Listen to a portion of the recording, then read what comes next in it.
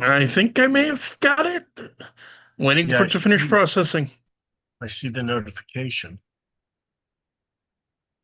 Okay, it seems like it's working, I hope. He says with bated breath. I think they have mouthwash for that now. Hmm. Let me just check. Yeah, it does seem like we're working.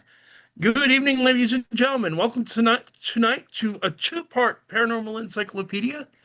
Um, we are going to first be chatting with our co-host and longtime friend Brian McKinley about his own works. He's got something that came out fairly recently. He's got more stuff in the works. We want to talk about that, and then we're going to have a whole bunch of other writers on tonight. Because our friend Daniel Ackley McPhail has a new Kickstarter we're going to be supporting. Um, Also, this is also kind of a thank you episode. For those of you who haven't seen, our numbers have really gone up with having Jim Butcher on. We hope to do that again sometime. He was a really wonderful guest, a good guy. Um, but since we're doing better and we're believers in a rising tide lifts all ships, we're reaching out to our friends and trying to give them a chance to take advantage of our success. So, Brian, take a minute to introduce yourself while I post links. Okay. My name is Brian McKinley. As Kevin said, I'm a author. I write vampire paranormal thrillers, uh, several of which I have copies of here. So I'll just go through and introduce them real quick, and then we can talk about them individually. This is the first one, Ancient Blood. This was my first novel ever that I wrote and published. It's one of, very special place in my heart. Here is the sequel to it, Ancient Enemies, where the story continues. There will eventually be a third one when I can finally get myself around to writing it. Drawing Dead, the first of the Phelan O'Connor novels, which is a spin-off in the same universe as Ancient Blood and Ancient Enemies, but featuring a character that's a minor character in those books, given his own story.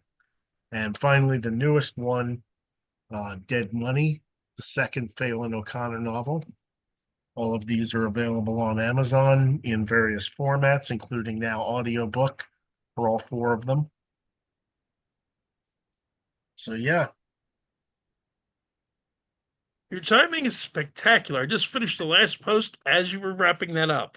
ah, perfect. I'm getting good at this podcast thing. Yeah, you've been doing it with me for several years now, so you should be. Yeah, you would think. I'd say we're both getting better at it. Um, but okay, let's start at the obvious. I mean, I think most of our listeners, unless you're tuning in for the first time or maybe the second time after Jim Butcher, if you are, welcome. I'm glad to have you with us. If you're one of our regulars, welcome back. We're always happy to have you here too. Um, but so for those listening or listening in the future, Brian, what drew you to writing about vampires? Uh, Probably the biggest influence was role playing and role playing games. The White Wolf ones specifically. That I was always going to be a writer, and Hmm. I was always looking for that. At first I thought I was going to be a science fiction writer, but then I turned out to not be so great in science. So, you know, and then it was thrillers, like psychological thrillers, serial killers, things like that. I was into for a while, and I experimented with trying to write stuff in that vein. That didn't work out too well either. But yeah, role playing, playing vampire characters, and getting into that world setting. It was so detailed and interesting and immersive and fun. And I thought I could do something like this. I could, take some of these characters that I now have living in my head, and I could build them a similar kind of world that, would be their own and allow them to kind of have their own lives. So that was really the genesis of it. It started almost as fan fiction, but not exactly. I mean, you're hardly the first author to take inspiration from role-playing games, and that's not a bad thing. Yeah, I think there's some great stuff there. Yeah. Um, Although I find it's like it's funny, at least to me, that a lot of times when somebody does that and spins off on their own, I think they're more likely to start with D&D, since that's the game most of us start with in RPGs. Oh yeah, how many epic fantasy novels are thinly veiled D&D, reskins? No, that's an interesting question between just the trade-off between that or thinly veiled Lord of the Rings skins, or really both, Yeah, since D&D borrowed heavily from Lord of the Rings. yeah. Um, Not which is its own thing we could talk about some other time. But see, that does make me think of the thing. One of the things I always find the most interesting about you. You write about vampires, but you are not a horror guy. No, I mean, I used to be much more. When I was younger, I had a much more of an appetite for horror movies and Mhm. monsters and all of that kind of stuff. And as I've gotten older, I've gotten, I guess, more sensitive to some of the stuff in horror movies where it used to just make me laugh. Now it like actively bothers me or grosses me out. So it's like I don't know exactly how that happens. Some people get more callous with age and stuff. Other people, I guess, go the other way. See, what's funny is, in some ways, I've had that experience. I had higher tolerance for gore as a younger person. Nowadays, it bothers me. I don't want to see, and frankly, I love horror, but you don't need to show blood and guts and people's spines being ripped out to make good horror. You know what Yeah, I mean? Um, and I think too many writers, screenwriters particularly, obviously, because if you're reading on the page, you're not seeing it in front of you, have gone too far down the blood and guts and viscera, which is also one of the things I like about your books. Is, I mean, it's vampires, but it's not horror. I yeah. mean, it's horror adjacent. I try to be much more character focused. I look at them as people who happen to be vampires rather than just you know vampire monsters running around drinking blood and ripping people apart. And I mean, some people I know some people that's the kind of vampires they want. They hate the romanticized, you know, polished, suave vampire that, is elegant and, romantic and brooding and all of that.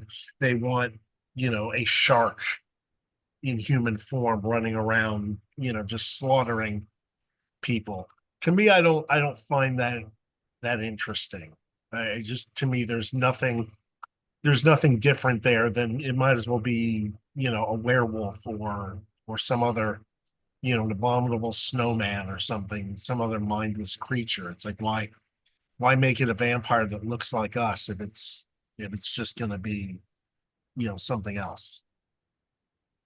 There's a valid point there. I mean, there's certainly things to explore with the vampire as this living plague type of thing and the loss of identity. But so much of those traditional archetypes in fiction have moved to zombie fiction. Yeah. Um, Yeah, I think zombies and really fill that revenant niche that used to exist. it also depends on the sort of story you want to tell. I mean, if you want to write a story that is from or at least seriously considers a vampire's perspective, you kind of have to make them more human. Because writing a shark on two legs, as it were, is going to be a boring read. Yeah, there's not I mean, much character there. the novel Dracula is I think one of the greatest novels of the Victorian period, but it wouldn't have been better if they wrote it from like Dracula's point of view. That the only times anyone ever tries to do that story from his point of view is making him more sympathetic. But the original character, it's like he's killing and eating and trying to take over the world. It's a little one dimensional. Yeah, he's pretty much just a megalomaniac. that Yeah. drinks blood. I will say that one of our regulars, which is Teresa Hall, has commented that she is watching us, but unfortunately her Bears are playing, so she's watching both. Um, I'm trying very hard to forgive her not being. I'll put it like this, ladies and gentlemen. I'm so much of a not a sports fan. I don't even know which sport the Bears are for. I know Like, that much, but that's about it. it's like I think they're football because they don't do baseball in January. Yeah, yeah, they're from Chicago, but Yeah. that's about all I know. Hmm. And Teresa also comments, "Don't mess with the Lost Boys. We Gen X ladies love those vampires." Hey, no disrespect, no shade to the Lost Boys. I love that movie. Oh yeah, and they still had personality. They were, Yeah, they were. You can have vampires that are monstrous that still have personality and charm and and things going for them. That's to me that's a big selling point. I love the see this. Lost Boys. I think the way that you could breed the two, which Lost Boys kind of does, but doesn't apply to your stories as well. Though maybe, arguably, if you do write something for dealing with Valmont's origin, is there's kind of I think in Lost Boys there's kind of almost a Faustian bargain to it about seducing the protagonists into this vampiric lifestyle, Yeah, which is can still be very predatory. I mean, just look at any cult for God's sakes. But it allows you to give the vampire more character, yeah. and this idea There, that there they're are a lot of choosing this life. there are a lot of strong elements, and I try to explore a lot of that, Mhm. especially in Ancient Blood. All of the different council members that are like sort of the apex vampires. You'll notice they all represent almost a different, various different archetypes of literary and cinematic vampires. You have a very Dracula style, hardline megalomaniacal vampire that's just, blood and guts and cares nothing for, anything except domination.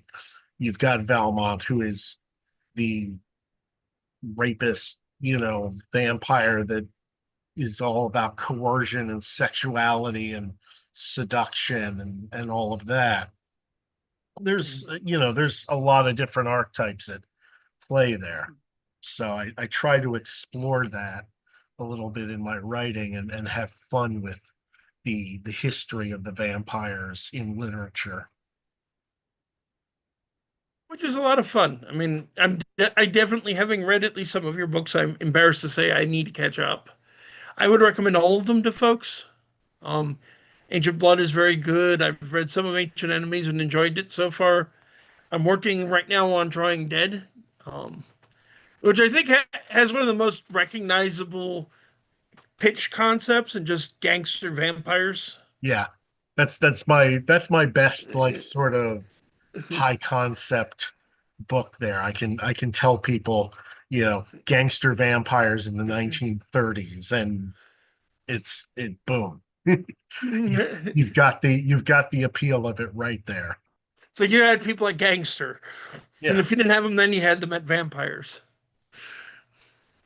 Um, I want to say as well, and this is worth discussing a little bit because this is one that isn't out yet, but is well on its way, as I understand it. Mm. So let's talk a little bit about your werewolf story. Oh, yes, the Tiramisu.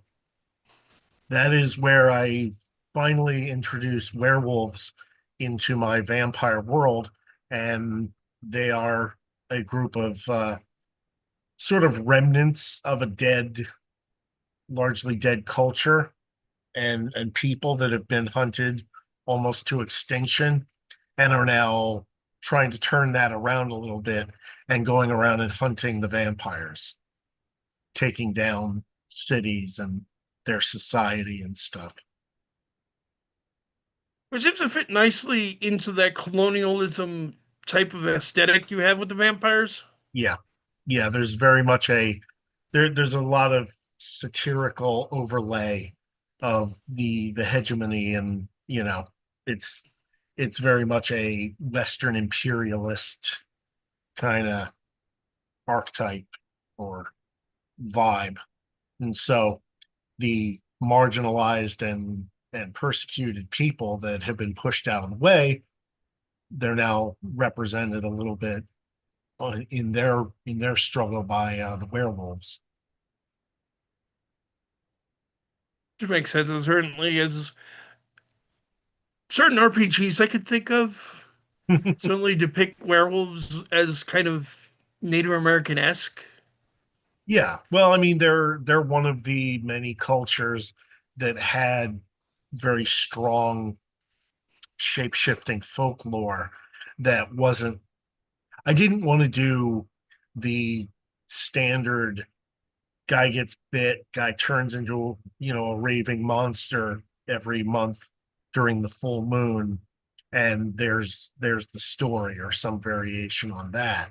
So I wanted to go back to some of the older folklore and draw from that and some of the concepts that don't get used that as often or as much and don't see as much use. So I went back to some of the older werewolf stuff. Which I'm a huge fan of, as I think all of our listeners know, because I've beat this drum and stood on this soapbox for a long time, of just so much of what we call traditional werewolf folklore today came out of a movie. Yeah, yeah, I Uh, did an article on that. that's something else worth talking about is the articles you've written for I know of at least one book. Yeah, yeah, they're out now. I published some of them separately as well, but I mostly am using that as a giveaway kind of thing because it's not enough of a book to be really a book, in my opinion. Hmm. It's more of like a booklet. And folks, I Oh, will put a thanks for link the to information. cute. I will put a link to Brian's author page on Amazon in the description. You can find his stuff there. In the Yeah, meantime, Brian McKinley is the name of this video, so just go to Amazon and type in Brian McKinley and you'll find him. yeah, I'm there wearing a hat. Yep.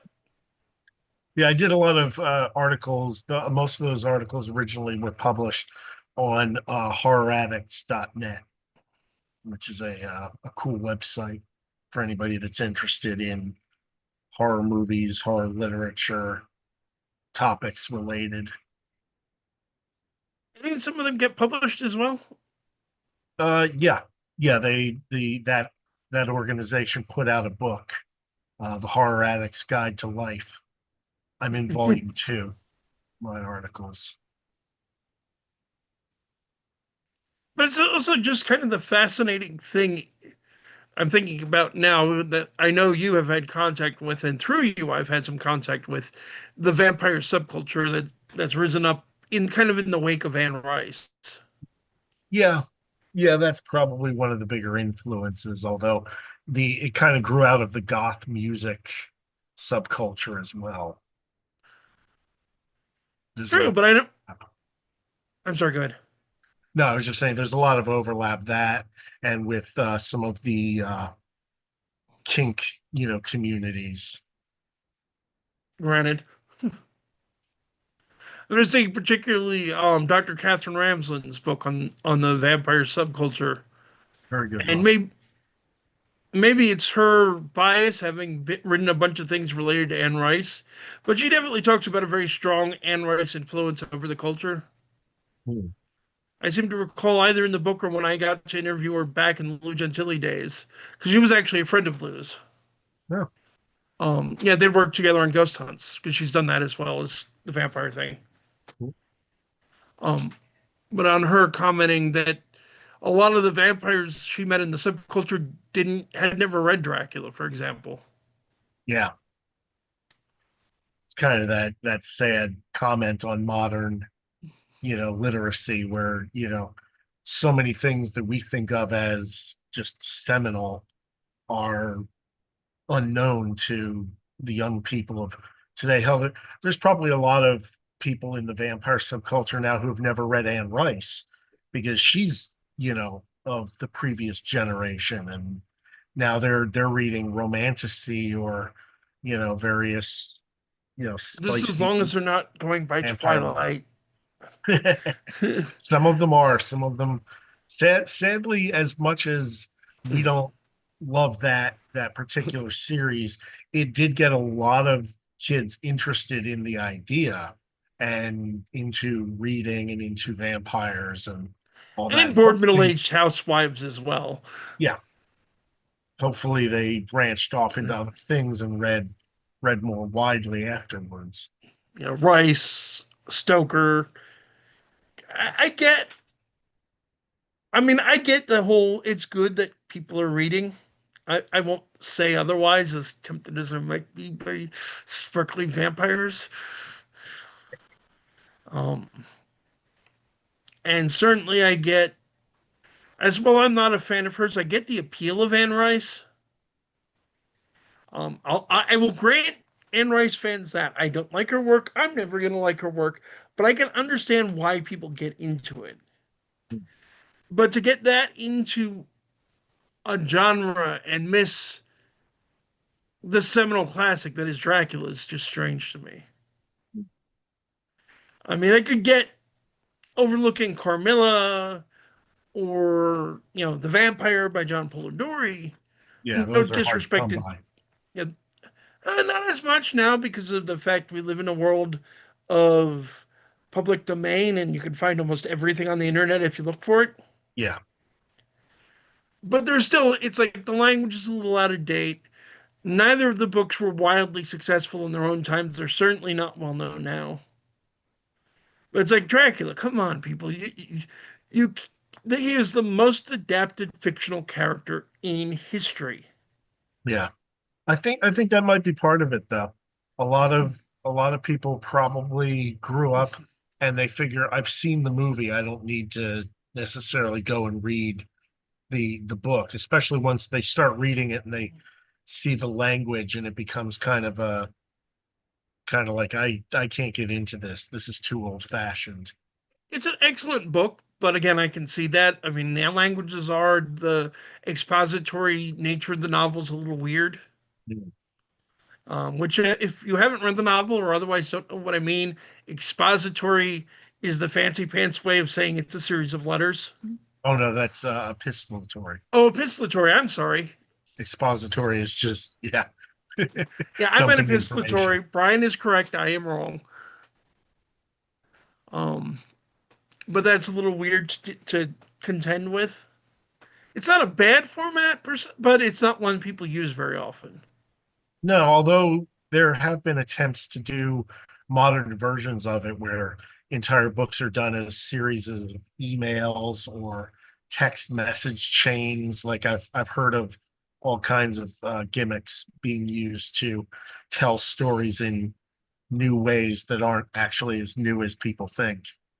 I will say, in a similar vein, pun intended, um, there's a very good horror movie, and the original is, I think, quite good. The sequel isn't worth talking about. Um, called Unfriended. Um, where the premise is it's a ghost story told through basically a Zoom chat. So you're seeing because a ghost is interacting with people through the chat part of Zoom. Obviously, it's not on video at any point, and then you're seeing things happen to people, but you're seeing it through the computer screen, so you don't get the full view of it. And it is clever, it's well done, and it's that idea of let's take this in a different direction Yeah, that still harkens back maybe to the epistolatory and other types of literature people don't think of. and a good way to Um, stretch a budget. yeah. And there's other movies. I mean, there's a second one which was stupid, but uses the same basic idea along with throwing in a dark web angle and taking out the paranormal. Um, but to come back to your books, because that was the main reason we're here for this first half. Because Teresa and others, if you didn't hear earlier, keep in mind, because we actually have three people watching us live at the moment, it seems. Um, at 7:45, we'll be going off the air very briefly, and then we will be back at 8 o'clock with multiple guests. Yeah. Yeah, if Um, anybody has any questions for me or yeah, comments. now is the good time to ask. I will also say to give people an idea of what's going on. Um, 1 second. Let me get the list.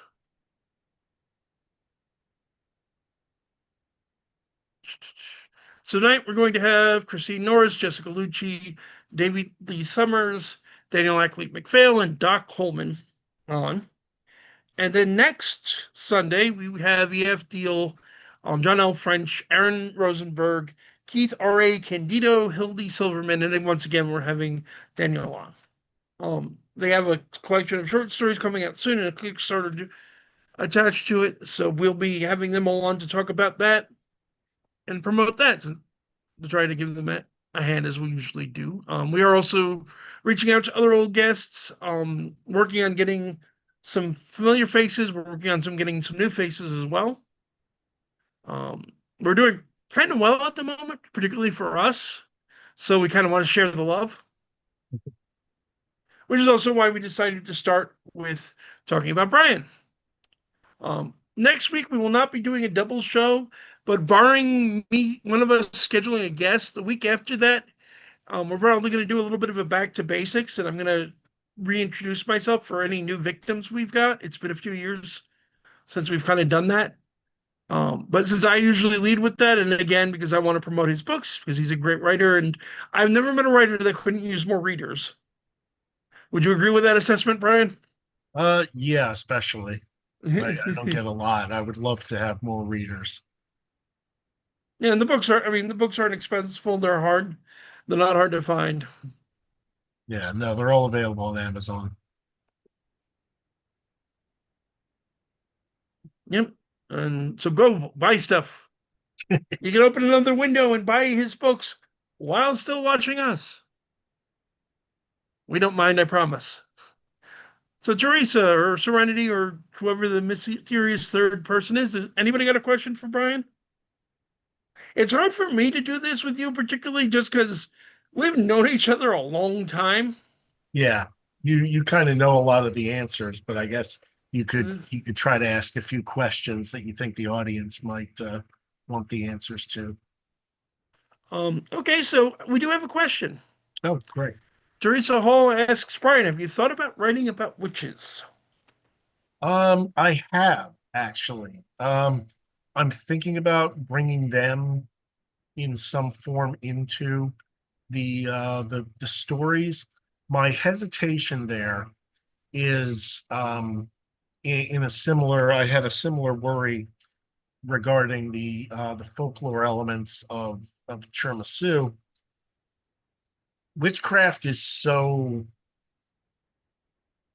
wrought, I guess is the best word. There's so many people that identify as witches and believe in it and and practice it as a form of religion that if I do bring it in, I have to be very careful about how I approach it because I want to be realistic, but I also want to be respectful. So it's basically a matter of me trying to figure out exactly how best to bring it in. I have vampires with powers, and that's easy enough. But bringing in just regular witches with powers seems somehow a little more complicated. I will say, I think if you want to do a realistic style of witch, a good starting place is actually another game in the World of Darkness line of Mage the Ascension, specifically with the idea of coincidental magic. Because, I mean, you know people you could talk to for more realistic takes of magic. We've had at least one of them on the show before, I do, being and Arthur I'm thinking McMoyer. of using that. I would highly recommend doing so. Arthur's an excellent guy and a good resource for this.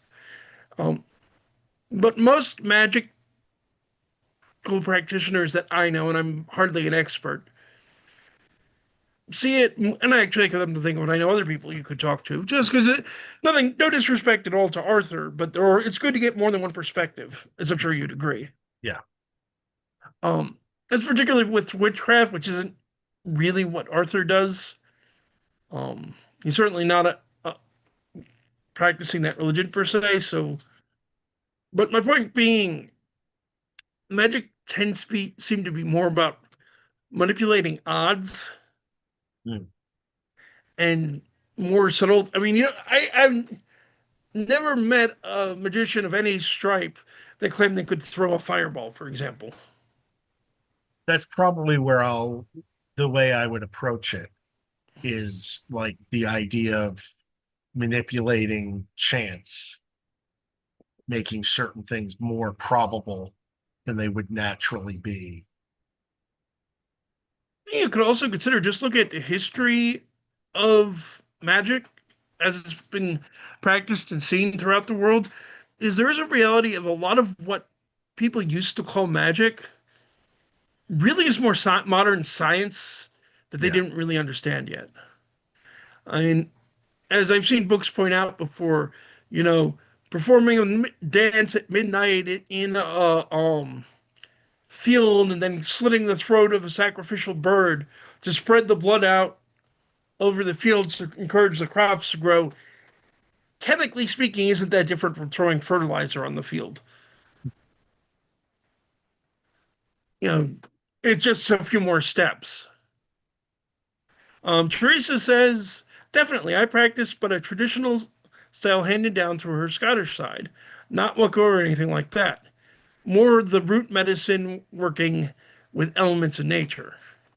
And yeah, that's exactly what I mean, Teresa. There is a long tradition of that, and it's like, willow bark is the basis of aspirin. You can take willow bark tea for a headache, or you can take aspirin for a headache. They both work for the same reason. But a couple hundred years ago, people saw it as magic because they didn't know the science yet. Mhm. And I think there's an argument to be made there as well for this probability manipulation could also be seen as they're understanding hacks, for lack of a better word, of the natural world that science hasn't caught up with yet. If you wanted to give it a less mystical feel, or just that, oh, it's magic, I don't have to quote another past guest, like Cara, it's magic, I don't have to explain it. Yeah. I also So wanted to you, say a oh, new listener, Julia Caldaro, and I probably butchered your pronunciation of your name, for which I apologize. Has also commented that they're going to check out your books, oh, great. which we appreciate, and thank you for joining us. We appreciate you being here. Yeah. So, So what were you Kevin, about to say? Yeah, go ahead. I was going to ask you, um, your thoughts on because you've read Ancient Blood, and now you're what about halfway through Drawing Seems Dead? like about halfway. So what are your thoughts? It's a Any lot of fun. That's the first thing I could say. There is, and we've talked about this already, but we didn't talk about this on air. But it's not much of a spoiler to say there is a battle sequence in Drawing Dead that is really cool and a good example of let's have some fun with vampires being vampires, I think. Yeah, yeah. Um, Giant rumble on Coney Island Pier. Well, part of me, I have to admit, is disappointing they didn't go with using the steeplechase to resolve the conflict instead of an actual fight. That could have been even funnier, Yeah. but not thematically appropriate, admittedly. Ancient Blood is also very good.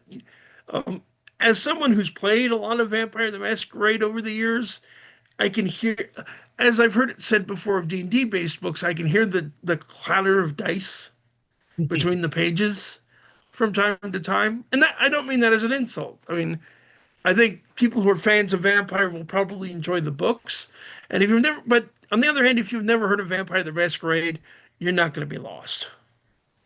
That's what I tried to go for was, books that people like me, gamers, would enjoy because it has some familiar elements, but at the same time could stand on their own and be, free from lawsuits.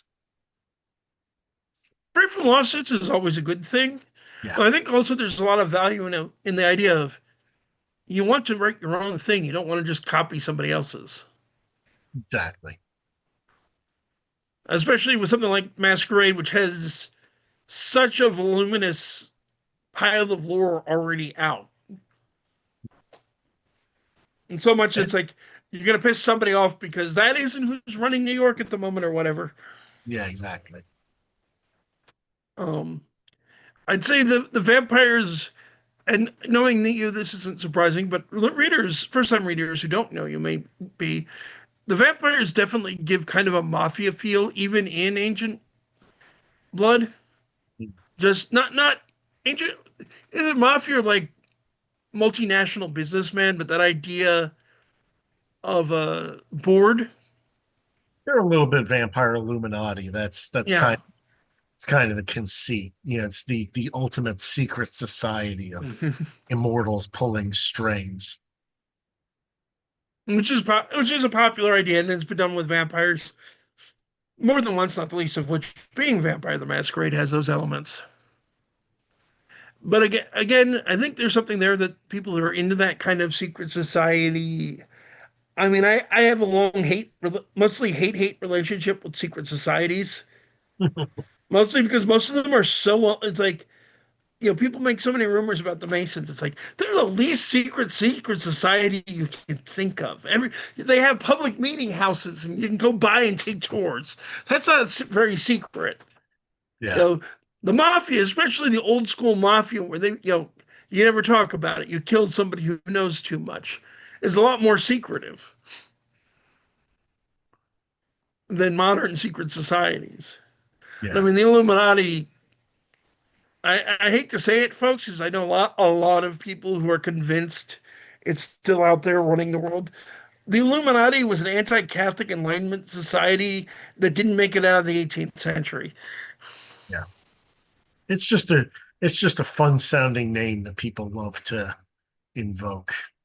True, and there's that. What is it? I think it's a trilogy, the Illuminatus trilogy, Mm, which does propose them as these secret masters running the world. But as I understand it, it's also fiction. yeah, very much.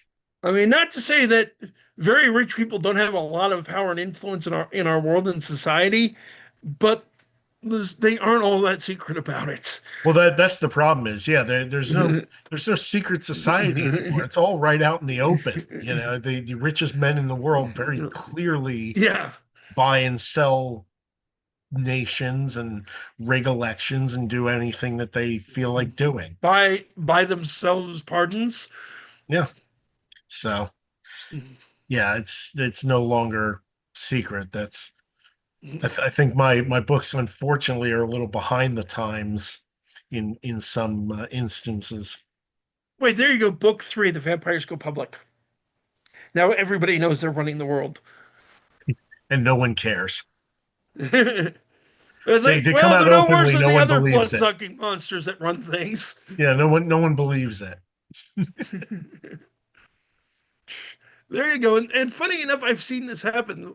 What you do is you have some conspiracy theorist who basically gets the entire thing of what's going on, and the minute gets revealed he's right about everything, he doesn't believe it anymore. Because there are actually examples in history. It's like you want to see a conspiracy theorist get skeptical about something. Talk about something that's actually confirmed. Like, no, this actually happened. We have evidence of it. Yeah.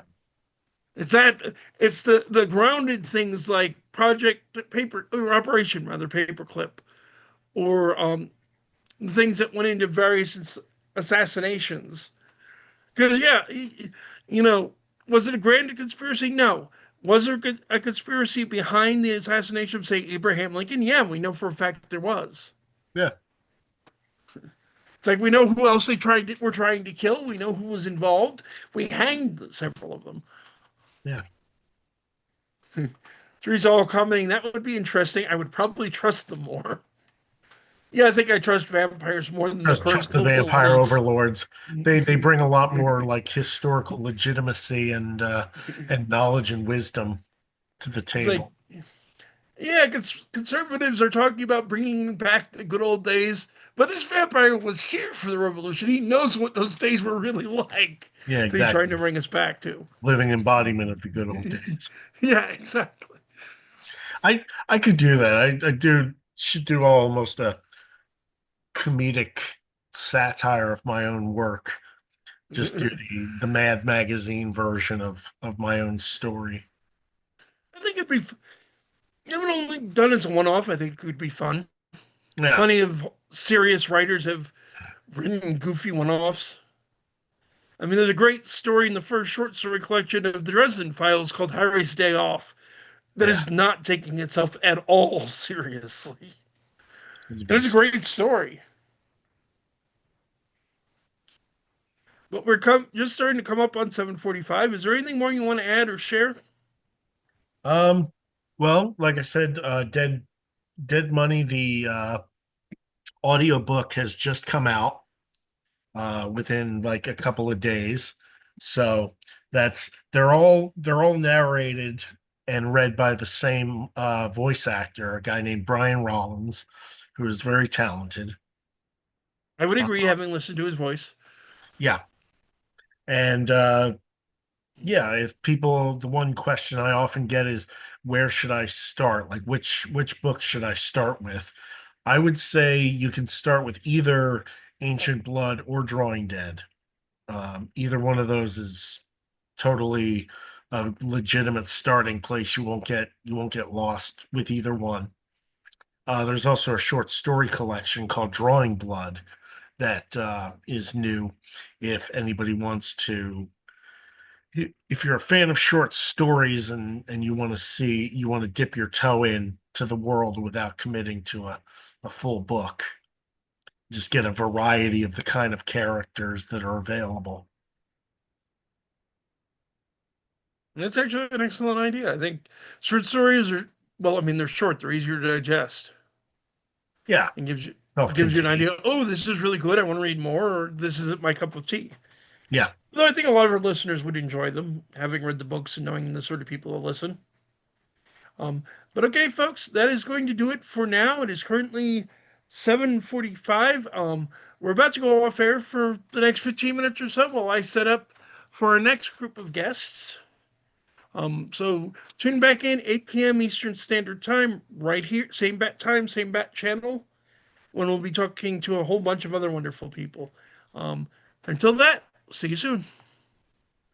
Okay, let me close this, and I'm gonna end.